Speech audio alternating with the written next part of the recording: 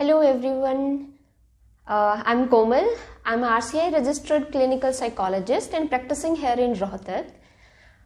आज का जो बेसिकली वीडियो है वो है कि मानसिक बीमारियों को हम पहचाने कैसे, मतलब ऐसे कौन से लक्षण हैं या ऐसे कौन से टेस्ट हैं या हम कैसे पता कर सकते हैं कि कोई मानसिक रूप से बीमार है या नहीं है।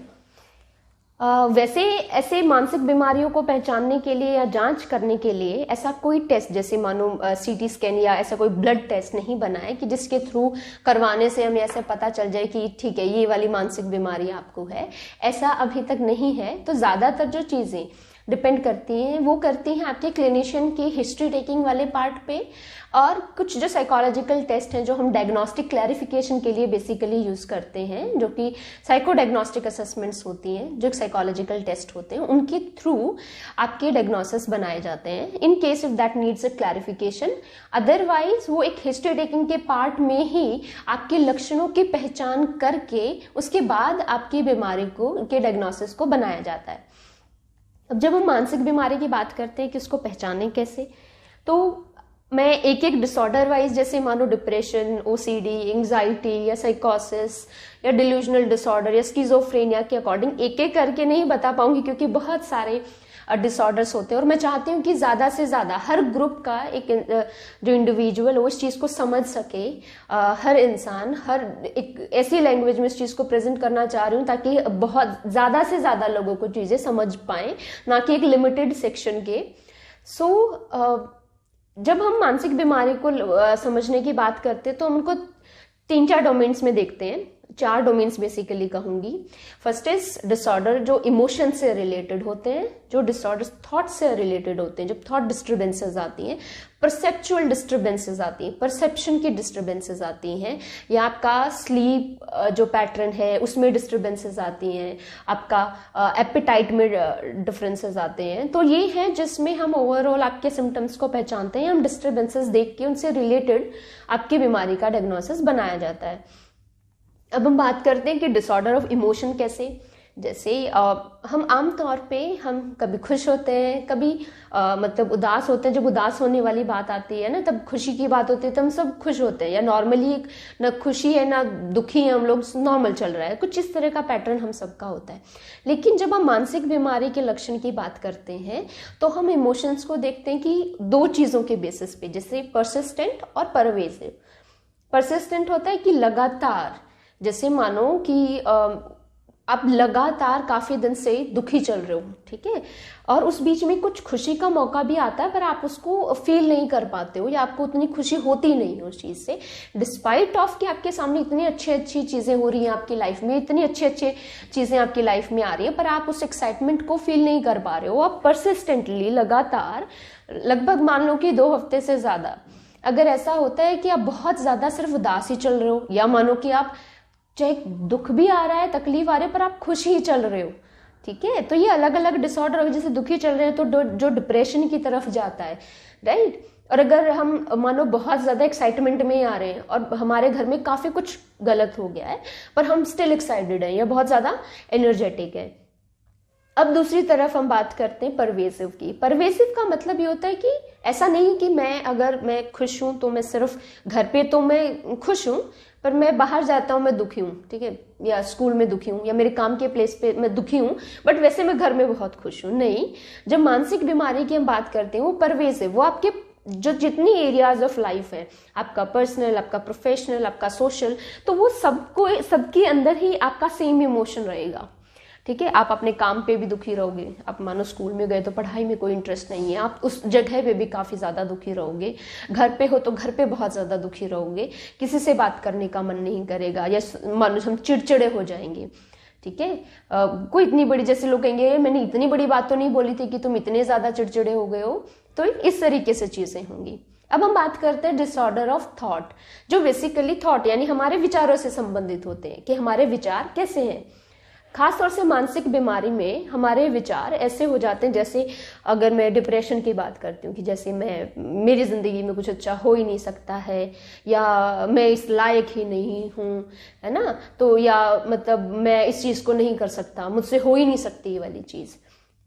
इस तरह के विचार आपके हो जाते हैं जिनको हम थॉट की डिस्टर्बेंसेस कहते हैं। जब हम डिसऑर्डर ऑफ थॉट की बात करते हैं तो उसमें एक और चीज आती है, डिल्यूजन्स। ठीक है,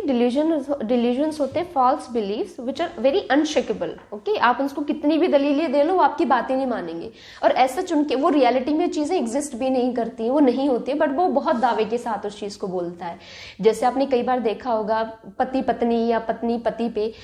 शक करती है, सपोज की एक्स्ट्रा मैरिटल अफेयर के तौर पे, जबकि उस चीज को ना उसने कभी देखा होता। घर वाले भी बोलते भाई हमेशा तो हमारे सामने रहते हैं, फिर भी कैसे, ठीक है, लेकिन वो किसी बात को नहीं मानता, पर वो उसके एक्ट में भी दिखता है। जैसे मानो फोन चेक करना, अगर कोई दूसरा इंसान उसकी तरफ देख रहा है तो गुस्से में आ जाना, ठीक है, इस तरह से बहुत ज्यादा शक वहम करना। दूसरी चीजें आती है कि सपोज ऐसा भी हो सकता है कि मानो किसी और पे शक कर रहा हो, कि जैसे वो हमारे खिलाफ साजिश रच रहे हैं, ठीक है, या तुम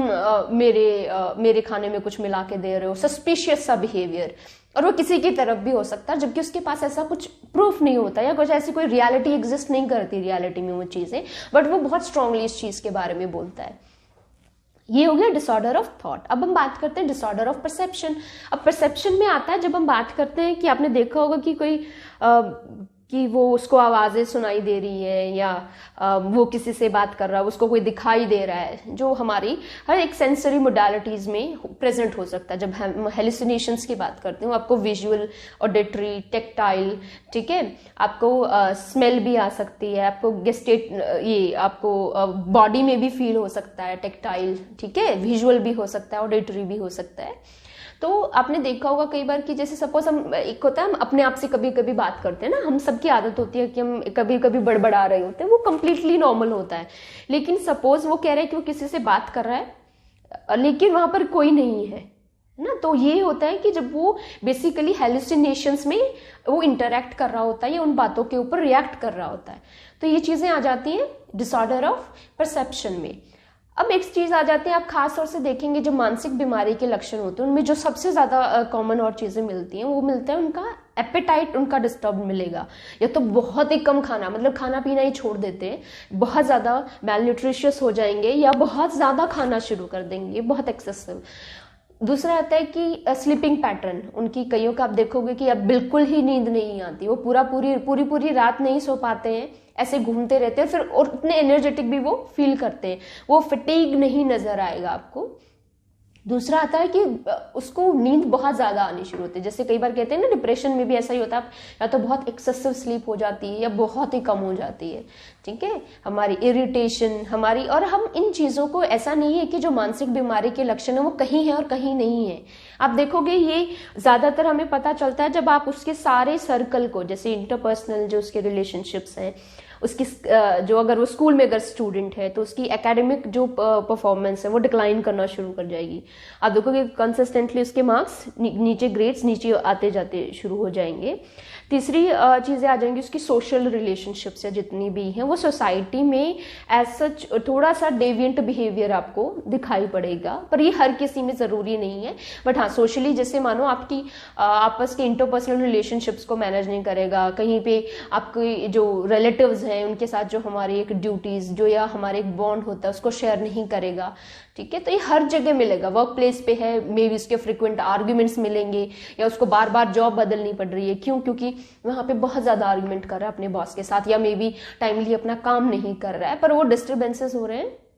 बिकॉज ऑफ साइकाट्रिक इलनेस। तो ये कुछ लक्षण होते हैं जो हम एक इस पर्सपेक्टिव से कैसे एक आम आदमी समझ पाए, ज्यादा किसी टेक्निकलिटीज में जाने के बजाय। तो ये कुछ थोड़े से ऐसी चीजें जिनको अगर आप समझ पाए कि मानसिक बीमारी के लक्षण होते कैसे हैं। बहुत सारे मरीज जब हमारे पास आते हैं तो उनके जो ज्यादातर जो सवाल होते हैं मरीज के या मरीज के जो साथ उनके परिवार वाले होते हैं कि हमें कैसे ये मानसिक बीमारी हो सकती है, ठीक है, या मतलब किस वजह से ये चीज हमारे साथ हुई होगी। तो बहुत सारे कारण है और बहुत सारे ऐसे मिथ होते हैं जो हमारी सोसाइटी में आज भी चल रहे हैं,